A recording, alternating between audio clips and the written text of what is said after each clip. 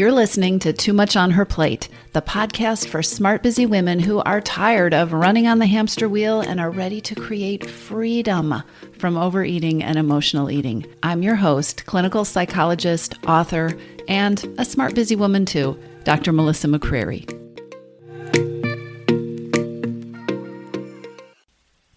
Hey, everybody. Today, I am sharing with you about a really juicy, interesting topic. We're going to talk about fences and boundaries and what the hell those things have to do with emotional eating. So, emotional eating is an interesting thing. Some people, very smart women, are convinced that the foundation of their overeating is emotional eating, when in reality, it's not their primary hidden hunger and it's not the best place to start making changes, even though there's something going on with them and with emotions and eating, right? Other people are absolutely sure that they're not emotional eaters, when the truth is, it is their relationship with emotions that has all the power with food. Now, on a side note here, I want to say that this is a little bit complicated, but it doesn't have to be. It is exactly why I created the Hidden Hungers quiz. Emotional eating gets tangled up with those 4 other hidden hungers, and you can think you know what's kind of driving the bus, and you can be misguided. So knowing what your primary trigger is for overeating and how to best start untangling these 5 hidden hungers, it's going to make your path forward a whole lot easier. So just want to say up front, take or retake the quiz if you need to do so that you can start looking at what's going on with your overeating and, yes, with your emotions and the emotional eating component of it a lot more clearly. One place that even smart high achievers get stuck with emotional eating, and also eating for comfort or stress eating or eating to numb out, mindless eating, overeating because you're so busy, or any kind of overeating really, is by missing a very important connection.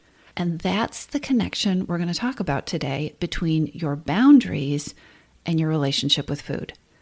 It's big. It's important, and understanding how your boundaries work with or work against, actually 3 things, your eating habits and your confidence and your own personal power to make changes. These things are all impacted by your boundaries, and understanding this is critical for creating peace with food and freedom from overeating.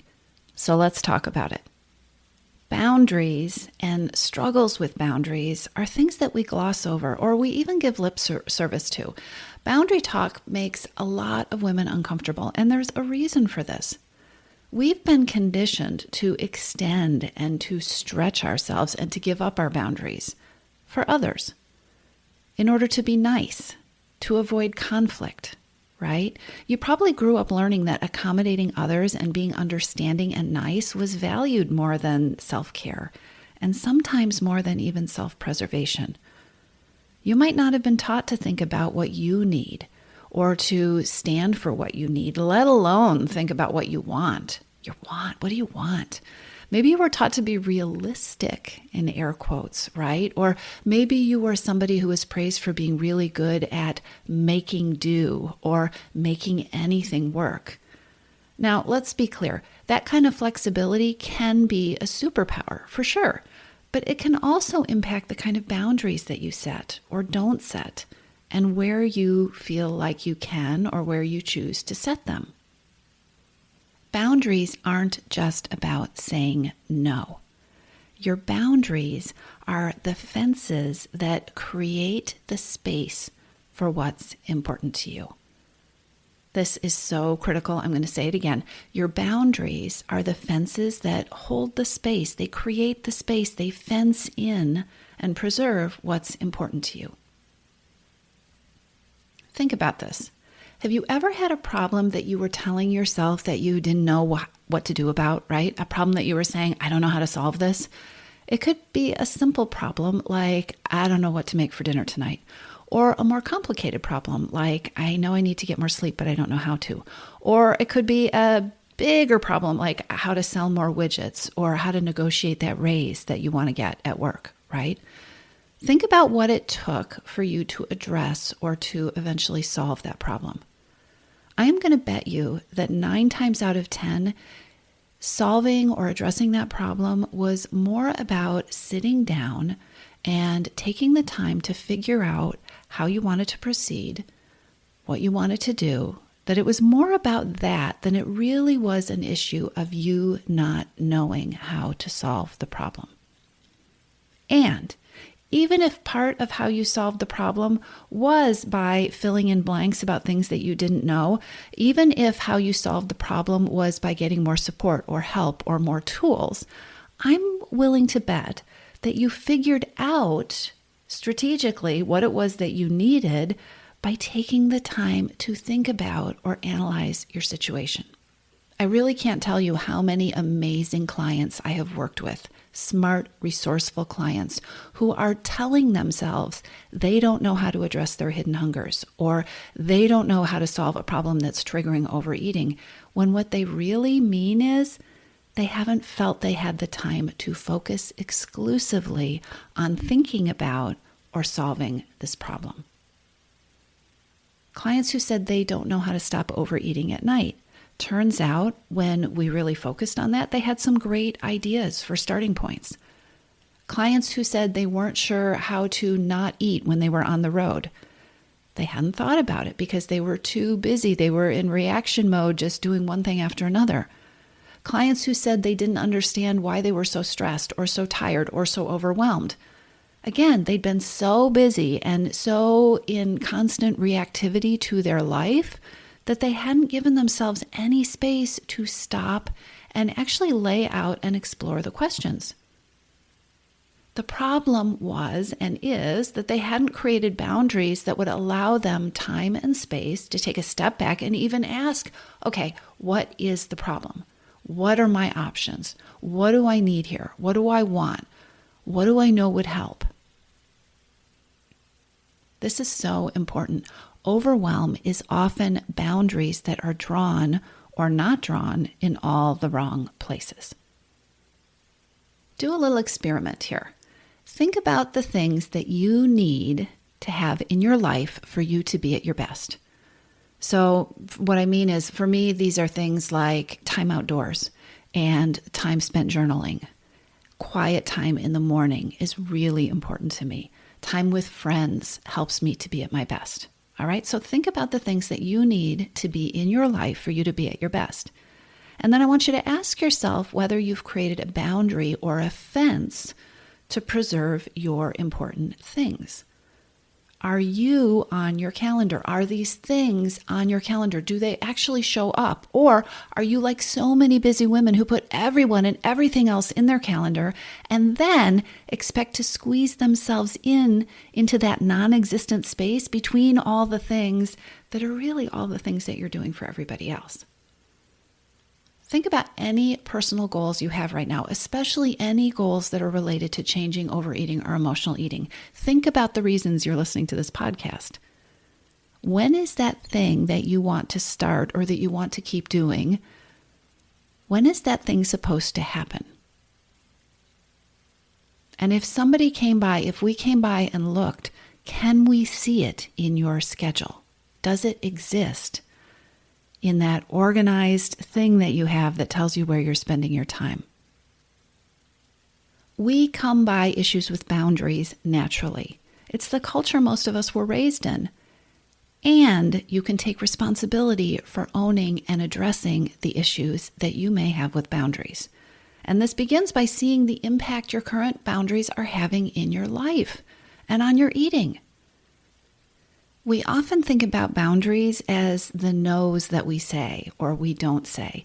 We use trouble setting boundaries as a different way of saying we're not so good at saying no.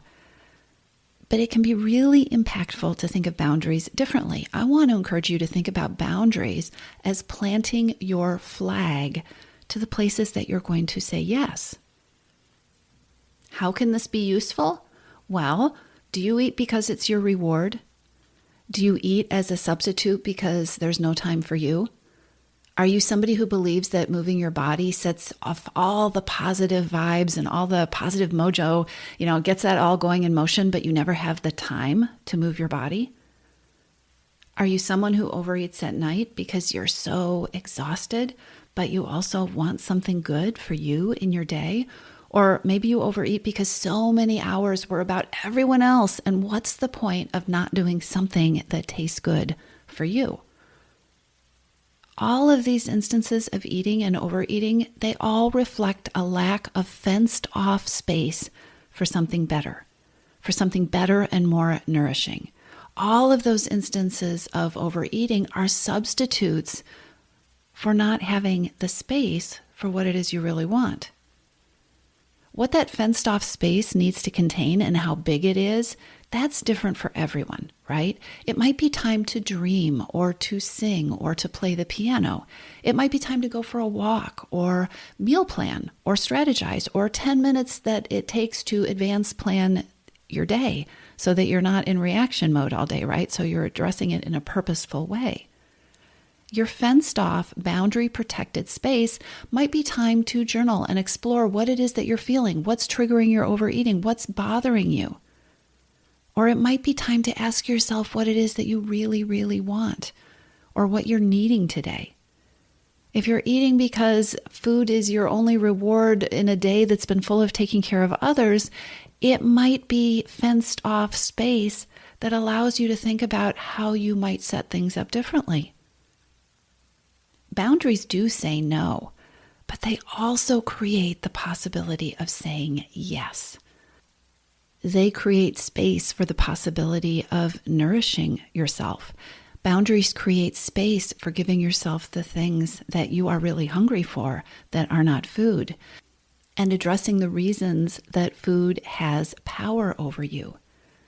Boundaries are about saying no sometimes. And so much of the time, boundaries create the possibility and the space for yes. So many critical, important yeses. Here's another thing that boundaries can create space for: execution. Getting the thing that we want to get done actually done.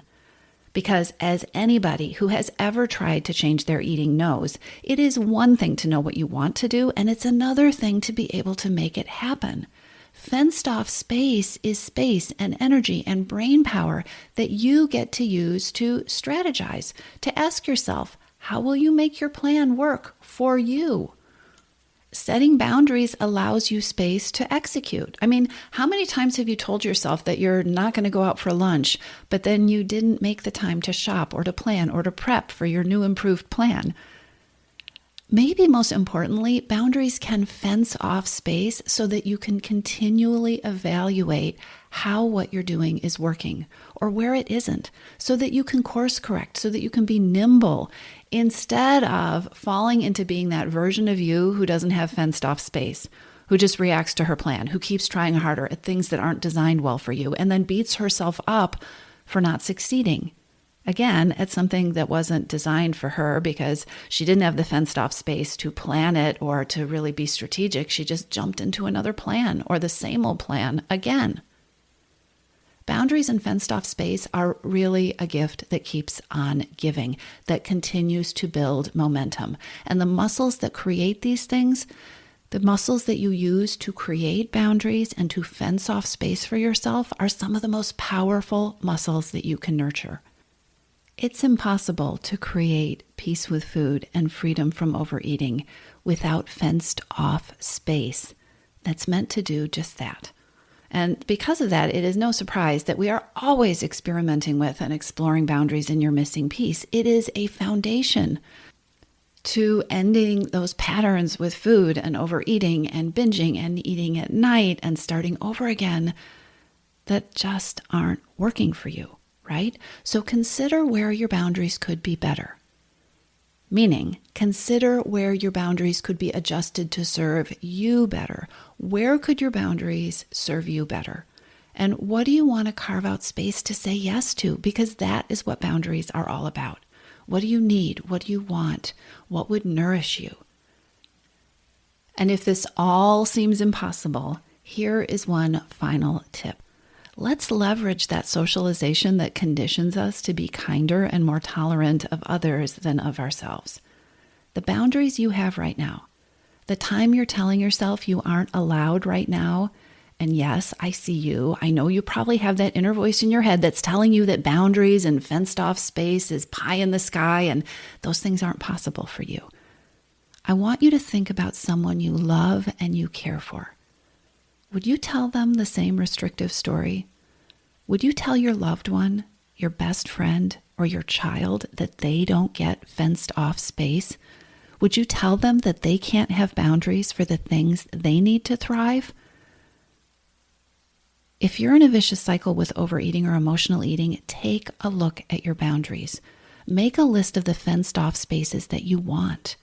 Make a list of the fenced off spaces that would nourish you, that would feed you the things that you really need, and start building them.